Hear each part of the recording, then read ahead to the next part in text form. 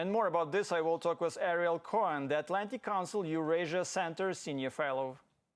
So my first question to you for today would be as follows. Democrats and Republicans can't agree on raising the national debt limit as the US heads towards default in just 3 weeks, threatening a deep financial crisis around the world. How will this affect Ukraine, if it will? First of all, I do not believe that US will default.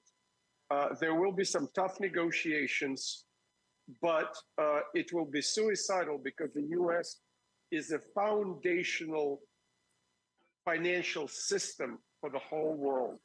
And while Republicans have some valid points, I do not think that they want to destroy the American economy and the global economy. They want to negotiate and get a grip on the US budget, which is to a great degree out of control. Our deficit is out of control. Our debt is very high. And therefore, we need to balance the revenues and the expenses. So the negotiations can last up until the last day, yeah? And they will decide everything, yes? Absolutely. The negotiations probably will last till the last day, if not the last hour. But in the end, like in the past, there will be a deal. What is the shape of that deal in terms of who is getting what and who is not getting what? I cannot tell you right now. It's too early. Oh, I see. How can the United States avoid the debt crisis? We can avoid the debt crisis by having a bipartisan agreement in which Republicans and Democrats recognize that the current debt level is very high.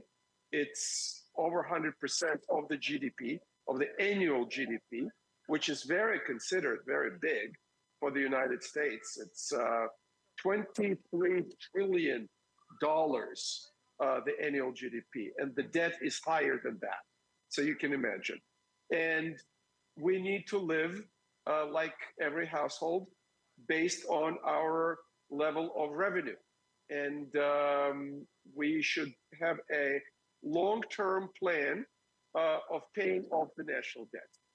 We also should not have a serious budget deficit.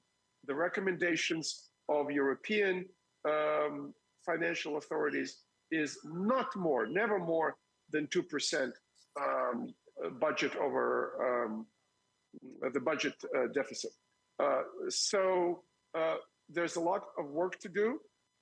It's interesting to note that the Republicans, when they are in power, when they have presidency and the majority in Congress, they also spend the money like a drunken sailor. So it is not just the Democrats who like to spend money to appease their constituents.